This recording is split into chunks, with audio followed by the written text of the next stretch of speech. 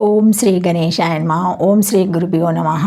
నమస్కారం అండి అందరికీ. Welcome to my YouTube channel Shri Manju spiritual.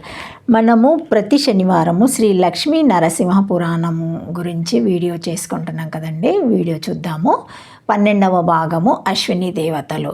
కానీ అంతకంటే ముందుగా మీరు కనుక మన ఛానల్ని ఇప్పటి వరకు సబ్స్క్రైబ్ చేసుకోకపోతే వెంటనే చేసుకొని పక్కనే ఉన్న బెల్ ఐకాన్ని నొక్కి ఆల్ సెలెక్ట్ చేసుకుంటే మేము ఇలాంటి వీడియోస్ అప్లోడ్ చేయగానే ముందుగా మీకు నోటిఫికేషన్ వస్తుంది. అలాగే వీడియో ఎక్కడ కూడా స్కిప్ చేయకుండా చివరి వరకు చూస్తే మేము ఏం చెబుతున్నామో మీకు పూర్తిగా అర్థమవుతుంది. ఇంకా వీడియోలోకి వెళ్ళిపోదాము. ఓం నమో భగవతే వాసుదేవాయ నమః. లక్ష్మీ నరసింహ పురాణము అశ్విని దేవతలు. టాపిక్: ఆదిత్య కశ్యపులు పుణ్య దంపతులు. వారి సంతతి ఆదిత్యుడు. అతడే సూర్యుడంటే అతని కాంతికి కటిక చీకట్లు పట్టాపంచలవుతాయి. అంతటి ప్రచండ తేజస్సు కలవాడు. అతనికి త్వష్ట తన కూతుర్ని సంధ్య అనే పేరు గల సుందరాంగిని ఇచ్చి సాలక్షణంగా పెళ్లి చేశారు. సంధ్య ఆదిత్యుడితో కాపురం చేస్తుందే కానీ ఉత్సాహంగా ఉండలేకపోతుంది. ఆ తాపము భరించలేకపోతుంది. అలా ఉండి ఒకనాడు పుట్టింటికి వెళ్ళి వస్తానని చెప్పి వెళ్ళిపోయింది. అనుకోకుండా వచ్చిన కూతుర్ని చూచి, ఏమమ్మా, ఎలా ఉంది నీ కాపురము? నీ భర్త సారసంగా పలుకుతున్నాడా లేక పౌరుషంగా ఉంటున్నాడా అని లాలిస్తున్నట్టు అడిగాడు త్వష్ట. సంధ్య దీనంగా చూసింది తండ్రిని.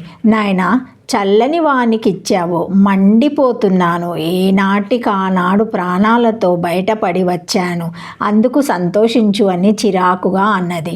త్వష్ట ఒక్క క్షణం ఆలోచించి, అమ్మ, చిరాకు పడకు. బుద్ధిమంతులైన సతులకు పతులే గతి. అత్తవారింట కాపురము అనేక విధాలుగా ఉంటుంది. కష్టాలు సుఖాలు అన్నీ కలగలుపుగా ఉంటాయి. ఏది ఎలా ఉన్నా సతికి పతియే సేవాయే పరమధర్మము. సౌభాగ్యవర్ధనము. వెళ్ళు, ఆయన వద్దకే వెళ్ళు. నేను త్వరలో వచ్చి ఆయన ప్రతాపాన్ని కొంతవరకు తగ్గిస్తాను, వెళ్ళు అని నచ్చచెప్పి కూతుర్ని అల్లుని దగ్గరికి పంపాడు. సంధ్య సూర్యుని తాపాన్ని భరిస్తూ సంసారం జరుపుతుంది. కొంతకాలానికి వైవస్వతుడు, యముడు, యమి అనే 3 పిల్లలను క్రమంగా కన్నది.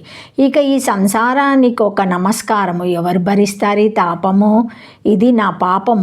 వస్తానని నాయన రానే లేదు అని తన ప్రజ్ఞతో ఒక స్త్రీని సృష్టించింది. అచ్చంగా ఆ యువతి తన ఛాయలాగే ఉంది. దానికి ఛాయ అని పేరు పెట్టింది.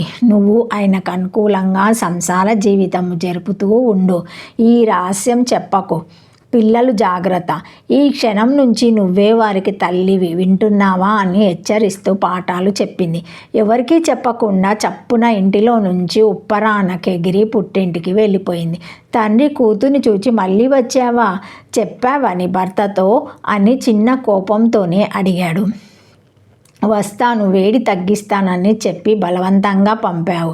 ఏవో ధర్మాలు చెప్పి పంపావా? అలాగే సహించి 3 పిల్లల తల్లినయ్యాను. ఇక ఉండలేనని వచ్చాను. ఇంకా చెప్పి రావడం కూడానా అని సంధ్య చికాగునే జవాబు చెప్పింది. కూతురి మాటలు ఆ తండ్రికి రుచించలేదు. నా మాట అర్థం చేసుకోక తొందరపడి భర్తని విడిచి వచ్చావు. నేడో రేపో నీ భర్త వచ్చి అడిగితే ఏమి బదులు చెప్పేది? అలాంటి తగవు రానిక వెంటనే నీ పతి దగ్గరికి వెళ్ళు. నీ వెనుకనే నేను వస్తాను, లే వెళ్ళు అని తండ్రిని తొందర పెట్టాడు. సంధ్య వెంటనే లేచింది, బయటకు వచ్చింది. ఏమా ఆలోచించిందో మరి. తిన్నగా ఉత్తరకూరు భూములకు వెళ్ళి బడాబా ఆడుగుర్రంగా మారిపోయి పతి ధ్యానంతో నియమబద్ధమైన జీవితం గడుపుతూ ఉండిపోయింది. భర్త దగ్గరికే కూతురు వెళ్ళిందని మనశ్శాంతిగా నిట్టార్పు విడిచాడు విశ్వకర్మ. ఇక సూర్యునింట కథ ఛాయని సంధ్యగానే భావించాడు సూర్యుడు. రూపు రేఖలు, నడత, మాట, మంతి, నవ్వు, చూపు అంతా సంధ్య అచ్చంగా అచ్చుగుద్దినట్లుగా అనుమానం ఎందుకు కలుగుతుంది? చీకు చింత లేకుండా సంసారం చేస్తున్నారు ఆలుమొగలు. కాలక్రమణ ఛాయకి మనువు, శనేశ్వరుడు, తాపతి అని 3 పిల్లలు వరుసగా పెరుగుతున్నారు. క్రమక్రమంగా ఛాయ ప్రవర్తన సంతతిని పోషించడంలో మార్పుగా కనిపించసాగింది.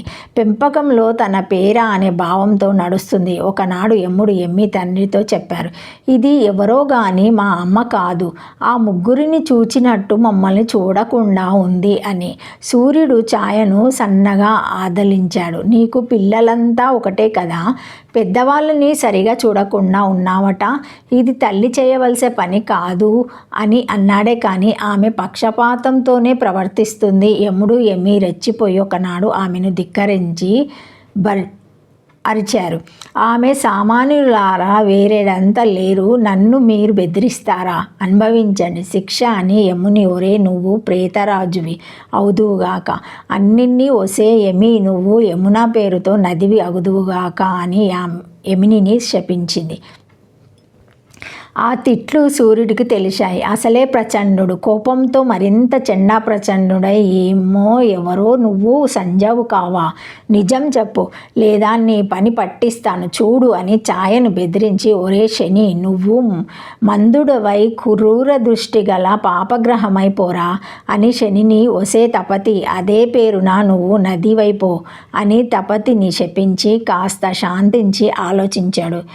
ఏమిటి తగువు, సంజయ్ ఏమైనట్టు, ఏముంది, ధ్యానమహిమ వల్ల తెలిసిపోయింది ఇదంతా సంజయ్ ఆడిన నాటకమని. అశ్విని రూపంతో కురుక్షేత్రంలో ఉన్న భార్య దగ్గరకు వెళ్ళి తాను అశ్వమూర్తిగా మారిపోయాడు. అశ్వినిని సమీపించి క్రమక్రమంగా అనుకూలను చేసుకున్నాడు. అశ్విని తనలో కలిగిన వికారానికి ఆశ్చర్యపడలేదు. పతివ్రతనైన నన్ను ఆదిత్యుడు, సూర్యుడు తప్ప ఇంకొకడు ఎవడైనా సృష్టించగలడా? ఈ అశ్వరూపధారుడు నా పతి చండాకరుడే అని మనసా సంతుష్టి పొందుతూ వసురాలైంది. అలా అన్యోన్యంగా ఉన్న ఆ అశ్వదంపతుల అనురాగ ఫలంగా కవలలు పుట్టారు. వారే అశ్వినులు. మోహనామూర్తులుగా ఉన్న ఆ జంట బిడ్డలను చూచి సంధ్యా సూర్యులు నిజరూపాలు ధరించి ముద్దులాడుతూ ఉండగా బ్రహ్మ వచ్చి ఆ శిశువులకు దివ్యశక్తులను, దేవతలలో ముఖ్య స్థానాన్ని, యజ్ఞభాగాన్ని, ఆయుర్వేద ప్రావీణ్యాన్ని ఇచ్చి వెళ్ళిపోయాడు.